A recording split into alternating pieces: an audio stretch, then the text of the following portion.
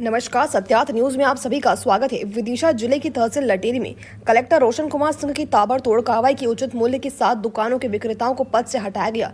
इन उचित मूल्य के विक्रेताओं की ई-केवाईसी में लापरवाही का मामला सामने आने की दिशा में ताबड़तोड़ कार्रवाई की गई। इसके अतिरिक्त 17 राशन विक्रेताओं का 1 महीने का वेतन रोका गया, नोटिस जारी किए गए।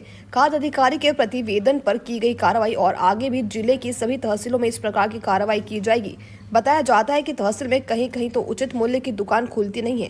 हितग्राही उचित मूल्य की दुकान के चक्कर लगा रहे थे और उनको पर्याप्त राशन पर्याप्त नहीं हो रहा था, न ही केवाईसी की गई थी। इस तारतम्य में कलेक्टर द्वारा बड़ी कार्रवाई की गई है। विदिशा से जिला ब्यूरो संजीव शर्मा की रिपोर्ट।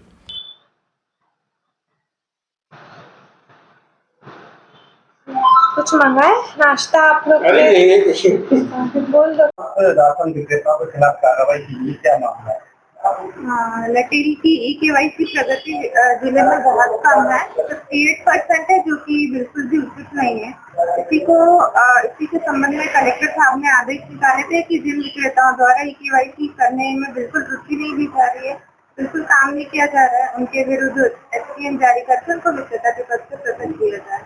इसी के संबंध में लटेरी की 7 दुकानें हैं जिनको हमने विक्रेता पद से पृथक किया है। कालादेव, डोमखेड़ा, नीचू बर्री, काचीखेड़ा, टोकरा, मडागदा, पटिया, चांदी, इन विक्रेताओं को हमने विक्रेता पद से पृथक किया है। 17 ऐसी दुकानें हैं जिनको अभी एसपीएम जारी किया है कम ई-केवाईसी के लिए।